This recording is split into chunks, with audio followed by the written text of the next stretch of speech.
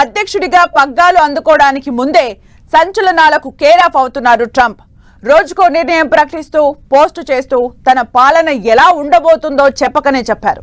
అక్రమ వలసదారులపైనే తన దృష్టి అన్నట్లుగా కనిపిస్తున్న ట్రంప్ ఆ దిశగా మరిన్ని సంచలనాలకు తెర తీయబోతున్నారు. ఇక ట్రంప్ చెప్పిన ఓ మాట భారతీయుల్లో కొత్త ఉత్సాహం నింపుతోంది. ఇంతకీ ట్రంప్ నిర్ణయాలేంటి?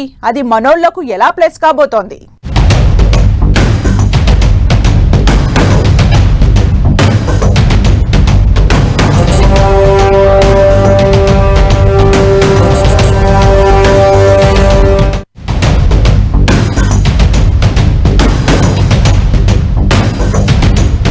పగ్గాలు అందుకోవడానికి ముందే పక్కా ప్రణాళిక. రోజుకో సంచలనంతో రఫ్ఫాడిస్తున్న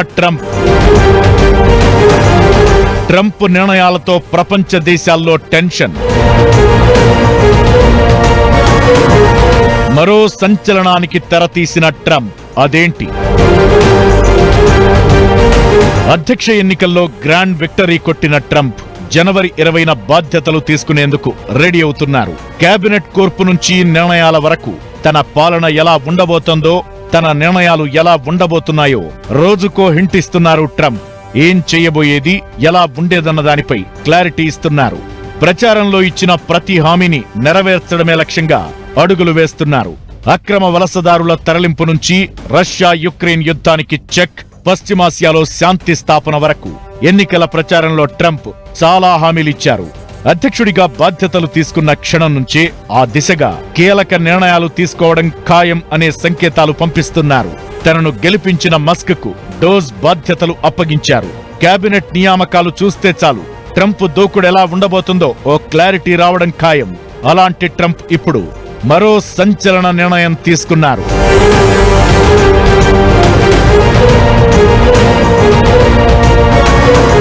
మేక్ అమెరికా గ్రేట్ అగైన్ అనే నినాదంతో అక్రమ వలసదారులకు చెక్ పెట్టడమే ట్రంప్ లక్ష్యంగా పెట్టుకున్నారు. దీనికోసం అవసరమైతే సైన్యాన్ని ఉపయోగిస్తానని అంటున్నారు. అక్రమ వలస వ్యవహారంలో ఎంత సీరియస్ గా ఉన్నారన్నది ట్రంప్ వ్యాఖ్యలతో మరోసారి అర్థమైంది. అధికారం తీసుకున్న మొదటి రోజే జన్మ హక్కు పౌరసత్వాన్ని రద్దు చేయడానికి ట్రంప్ డిసైడ్ అయినట్టు కనిపిస్తున్నారు. తల్లిదండ్రుల ఇమిగ్రేషన్ స్థితితో సంబంధం లేకుండా యుఎస్ లో జన్మించిన ఎవరికైనా జన్మ హక్కు పౌరసత్వం వస్తుంది. అయితే దీన్ని రద్దు చేయాలని ట్రంప్ బలంగా ఫిక్స్ అయ్యారు. 2022 జనవరి నాటికే అమెరికాలో దాదాపు 1,10,00,000 మంది అక్రమంగా నివాసముంటున్నట్లు లెక్కలు చెబుతున్నాయి. ఈ 2 ఏళ్లలో ఆ సంఖ్య మరింత పెరిగే అవకాశముంటుంది. వారందరినీ బహిష్కరించడమే మార్గమని ట్రంప్ బలంగా నమ్ముతున్నారు. దీనికోసం ఎంత దూరమైనా వెళ్లేందుకు సిద్ధం అన్నట్లుగా కనిపిస్తున్నారు.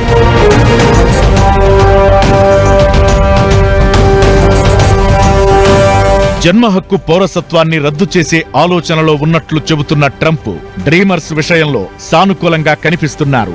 బాల్యంలోనే తల్లిదండ్రులతో పాటు అమెరికాకు వలస వచ్చి అక్కడే పెరిగి పెద్దయిన వారే డ్రీమర్స్ అంటే.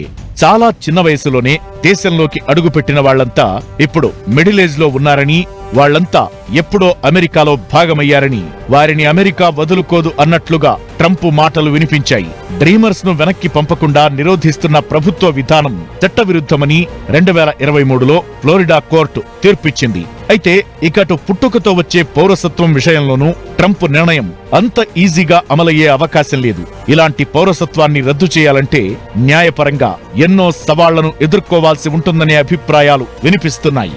నిజానికి ఈ హక్కు యుఎస్ రాజ్యాంగ సవరణ ద్వారా వచ్చింది. దీంతో ట్రంప్ నిర్ణయం ఎలా ఉండబోతుందన్నది ఆసక్తి రేపుతోంది.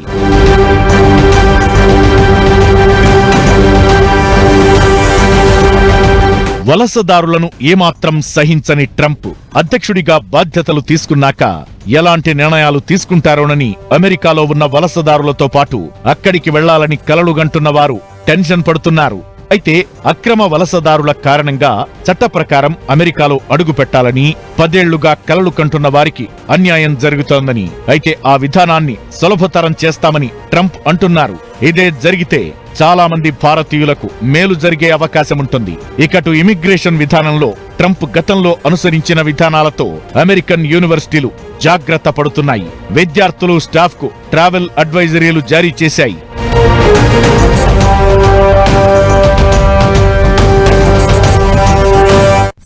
సంచలనాలకు కేరాఫ్ అన్నట్లుగా ట్రంప్ నిర్ణయాలు కనిపిస్తున్నాయి. కెనడా, మెక్సికో పేరు చెప్తేనే మండిపోతున్న ట్రంప్ సుంకాల విషయంలో షాక్ ఇస్తానని చెప్పకనే చెప్పారు. ఇప్పుడు మరో ఝలక్ ఇచ్చేందుకు సిద్ధమైనట్లుగా కనిపిస్తున్నారు. ఆ రెండు దేశాల విషయంలో ట్రంప్ నిర్ణయాలు ఎలా ఉండబోతున్నాయి? క్యాపిటల్ దాడి ఘటనలో ఆయన ఏం చేయబోతున్నారు? అమెరికా సరికొత్త రాజకీయాన్ని చూడబోతోందా?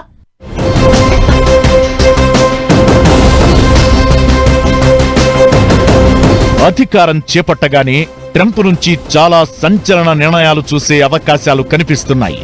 అధికారంలోకొచ్చిన మొదటి రోజే క్యాపిటల్ భవనంపై దాడి కేసు ఎదుర్కొంటున్న 900 మందికి క్షమాభిక్ష పెడతానని ట్రంప్ చెప్పకనే చెప్పారు.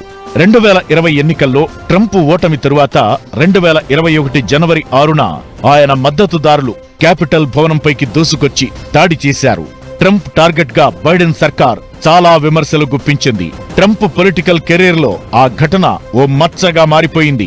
ఆ దాడి వెనక ట్రంప్ ఉన్నారనే ఆరోపణలు వినిపించగా దాన్ని మొదటి నుంచి ఖండిస్తూ వస్తున్నారు ట్రంప్. తన మద్దతుదారులపై కేసు దర్యాప్తులో అవినీతి జరిగిందని ఆరోపిస్తున్నారు.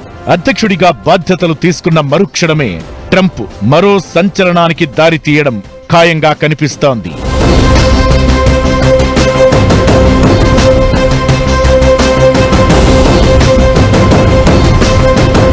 కెనడా, మెక్సికో విషయంలో రగిలిపోతున్న ట్రంప్ ఆ రెండు దేశాలకు మరిన్ని చుక్కలు చూపించడం ఖాయంగా కనిపిస్తోంది. పొరుగు దేశాలు పొందుతున్న రాయితీలపై ట్రంప్ మరోసారి ఘాటుగా రియాక్ట్ అయ్యారు.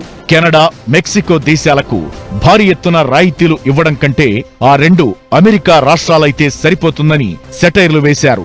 కెనడాకు ఏటా $100 బిలియన్, అంటే మన కరెన్సీలో దాదాపు 8 లక్షల కోట్లకు పైగా రాయితీలు కల్పిస్తున్నారు. మెక్సికోకు $300 బిలియన్, అంటే 24 లక్షల కోట్ల సబ్సిడీ ఇస్తున్నారు. అసలు ఆ దేశాలకు ఎందుకు రాయితీలివ్వాలి? దానికంటే కెనడా, మెక్సికో అమెరికాలో విలీనమైతేనే మంచిదంటూ ట్రంప్ చేసిన వ్యాఖ్యలు ఆయన భవిష్యత్ నిర్ణయాలకు అద్దం పడుతున్నాయి. అక్రమ వలసదారుల విషయంలో ఆ రెండు దేశాల మీద ట్రంప్ కసితో ఉన్నారు. ఇప్పుడు ఇలాంటి వ్యాఖ్యలు చేయడం మరో చర్చకు దారితీస్తోంది. One of the most important statements Donald Trump has made. Why? Because to stop illegal immigration, number one. To also get the tariffs, 300 to 300 మరి $1 billion పైన టారిఫ్స్ నియమించే అవకాశం ఉంది. అవి కూడా రావట్లేదు అమెరికాకి. So American economy is at stake, American safety security is at stake because of the illegal immigration.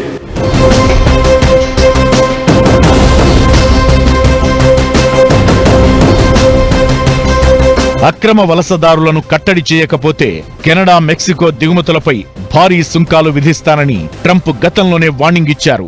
Mexico, Canada నుంచి వచ్చే వస్తువులపై 25% సుంకం విధించాలని డిసైడ్ అయినట్లు ఓ ప్రకటన కూడా చేశారు. దీంతో కెనడా షాక్ అయింది.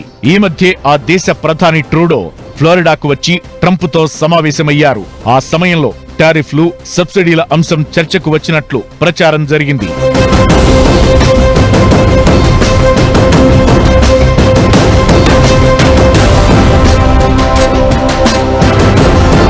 వలసలు, డ్రగ్స్ అక్రమ రవాణా కట్టడి చేయడంలో విఫలమైతే అమెరికా 51వ రాష్ట్రంగా కెనడా చేరాలని ట్రూడోకు చొరకలంటించారు కూడా. ట్రంప్ ఆర్థిక ఎజెండాలో దిగుమతి సుంకాలు కీలక భాగం. తన ఎన్నికల ప్రచారంలోనూ దిగుమతి సుంకాలపై తీవ్రంగా విరుచుకుపడ్డారు. తాను అధికారంలోకొస్తే వాటిని భారీగా పెంచుతానని పదే పదే చెప్పారు. అయితే అధిక సుంకాలు వృద్ధిని దెబ్బతీస్తాయని, ద్రవ్యోల్బణాన్ని పెంచుతాయని చాలా మంది ఆర్థికవేత్తలు హెచ్చరిస్తున్నారు. ఏమైనా ట్రంప్ మాత్రం తగ్గేదేలే అంటున్నారు. సంచలన నిర్ణయాలకు కేర్ ఆఫ్ అనిపిస్తున్నారు. మరి చెప్పినవన్నీ అమలు చేస్తారా? నిజంగానే సంచలనంగా మారతారా అనే చర్చ కూడా జరుగుతోందిప్పుడు.